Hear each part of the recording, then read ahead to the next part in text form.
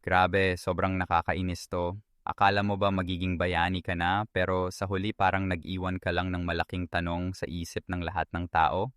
Ganito ang nangyari sa isang superstar ng isang sikat na basketball team sa Estados Unidos. At hanggang ngayon, hindi pa rin makapaniwala ang mga fans sa kanilang nakita. Bago pa man tayo pumasok sa detalye, hayaan niyo akong ikwento sa inyo ang buong kwento mula umpisa dahil kailangan niyo talagang maintindihan ang buong konteksto para maunawaan kung bakit sobrang laki ng galit at disappointment ng mga tagahanga ngayon. Ilang linggo lang ang nakalipas, isa sa mga nangungunang manlalaro ng isang saingang team sa liga ay gumawa ng malaking desisyon. Nag-donate siya ng malaking halaga ng pera para sa kanyang mga kasamahan sa koponan bilang bahagi ng isang espesyal na kasunduan na tinatawag na salary relief or tulong pinansyal sa loob ng grupo. Sa unang tingin, parang kahanga-hanga yon, di ba? Isang manlalaro na handang magbigay para sa kabutihan ng buong koponan. Pero dito na nagsisimula ang kwento na hindi inaasahan ng sinuman. Kasi bago pa man ito, may isa ring bituin sa ibang koponan na gumawa ng parehong desisyon. Pero ang binigay niya halos doble kung ihahambing sa unang manlalaro. At dito na napansin ng mga fans ang malaking pagkakaiba hindi lang sa numero kundi sa puso at sa intensyon sa likod ng bawat desisyon. Isipin nyo na lang, dalawang atleta, parehong sikat, parehong may kakayahang tumulong, pero magkaiba ang klase ng sakripisyo. Ang isa, tila ginawa niya ito ng buong buo, walang pag-aalinlangan, alang-alang sa kapakanan ng mga kasamahan niya. Ang isa naman, kahit tama namang gesture para sa marami, parang kulang pa rin, lalo na kung titingnan mo ang malaking larawan ng sitwasyon ng buong koponan. At dito na pumasok ang tunay na conflict ng kwentong ito. Dahil ang totoo, ang koponan kung saan naglalar o ang ikalawang atleta ay hindi na simpleng koponan lang. Punong-puno ito ng mabibigat na kontrata, mga desisyong pang-management na tila kulang sa pagpaplano, at isang roster na parang pinagsama-sama na lang ng padalos-dalos. Naisip mo bang gaano kahirap manood ng iyong paboritong koponan na dati mong minahal dahil sa determination at puso nito, ngayon ay unti-unti nang nawawala ang direction? Kaya nga't nang lumabas ang balita tungkol sa donation, sa halip na papuri, mas marami pa ang nagtanong. Bakit ganito lang kaliit ang naibigay, gayong alam naman nating lahat kung gaano kalaki ang problema ng koponan sa ngayon? Sa halip na maging simbolo ng pagbabago, naging simbolo pa ito ng lalong lumalalim na agwat sa loob ng organisasyon. Ngayon isipin nyo ang puso ng mga tunay na fans na sumusubaybay dito sa bawat balita, bawat rumor, bawat desisyon ng management. Para sa kanila, hindi lang ito tungkol sa pera. Ito ay tungkol sa pagmamahal sa isang koponan na dati nilang minahal ng buong buo, ngayon ay unti-unti na lang nilang minamasdan habang parang unti-unting nadudurog. At dito tayo dumarating sa puso ng problema, ang tila kawalan ng malinaw na plano. Dahil habang nangyayari ang lahat ng ito, ang koponan ay patuloy na kumukuha ng mga manlalaro sa pinakamababang antas ng kontrata na maaring ibigay. Mga manlalaro na kahit may kakayahan ay hindi kayang magdulot ng malaking pagbabago. Isa-isang dumarating ang mga bagong pangalan pero halos lahat sila ay pumapasok sa ilalim ng parehong uri ng kasunduan. Minimum, walang kasiguraduhan, walang tunay na katiyakan na sapat ito para bumangon muli ang koponan.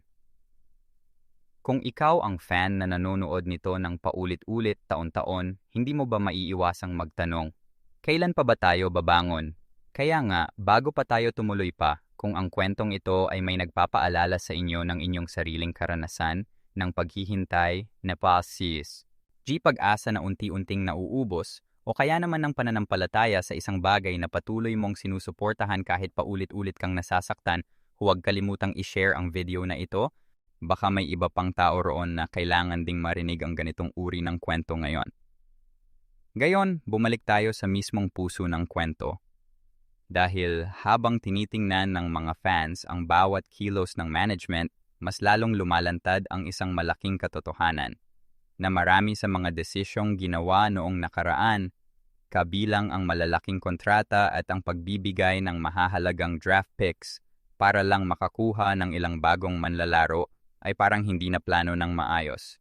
At ngayon, dahil dito, kulang na ang pondo para makakuha ng mas malakas na reinforcements.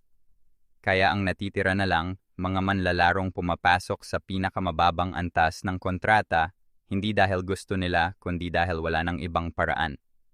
Naisip mo na ba kung paano ito sa ponto ng view ng koponan mismo? Ilang taon nang paulit-ulit ang parehong senaryo. Malaking pangarap sa umpisa ng bawat off-season, pero sa huli, muli na namang nagiging tambak ng mga hindi perpektong desisyon. At habang wala ng mga lumang bituin na dating nagbibigay ng inspirasyon at pag-asa sa buong grupo, mas lalong kitang-kita ang puwang na naiwan. Pero, at dito papasok ang tunay na sandali ng pag-asa sa kwentong ito. Hindi ibig sabihin na tapos na ang lahat. Dahil kahit gaano man kalaki ang mga hamon, may mga taong hindi pa rin sumusuko. May mga manager, coach at maging mga manlalaro mismo na patuloy pa ring naghahanap ng paraan para ayusin ang lahat. Mga negotiation na tahimik na nagaganap sa likod tabing, mga pagsisikap na mapalitan ang mga hindi na akmang manlalaro ng mas mainam na kandidato at higit sa lahat, ang pananampalataya ng mga fans na hindi pa rin bumibitaw kahit gaano man kahirap ang bawat araw ng paghihintay. At ito mismo ang dapat nating tandaan, na sa buhay, hindi laging perpekto ang bawat hakbang. Minsan, kahit anong sikap mo, hindi mo pa rin makakamit agad ang resulta na hinahangad mo. Pero ang tunay na lakas ay nakikita sa paraan kung paano ka bumabangon at patuloy na naghahanap ng paraan kahit paulit-ulit kang binibigo. Kaya naman, sa huli hindi ito kwento lamang tungkol sa isang koponan sa larangan ng basketball. Ito ay kwento tungkol sa pananampalataya, sa paghihintay, sa pananatiling tapat sa isang bagay kahit gaano man ito kahirap, at sa pag-asa na sa kabila ng lahat ng kabiguan, may darating pa ring liwanag sa dulo ng bawat madilim na daan. Kaya sa inyo, mga taong nanonood nito ngayon, kung meron man kayong sariling koponan sa buhay ninyo, maging pamilya, pangarap, o kahit sarili nyong laban, huwag kalimutang hindi lahat ng bagay ay nangyayari agad. May sariling oras ang bawat bagay. At kung patuloy kayong susuporta, patuloy kayong maniniwala, darating din ang panahon na makikita ninyo ang bunga ng inyong pananampalataya. Kung nakadama kayo ng kahit kaunting connection sa kwentong ito, huwag kalimutang mag-iwan ng like, mag-subscribe, at ibahagi ito sa mga taong sa tingin ninyo ay kailangan ding makarinig ng ganitong uri ng inspiration ngayon. Maraming salamat sa panonood at hanggang sa muli,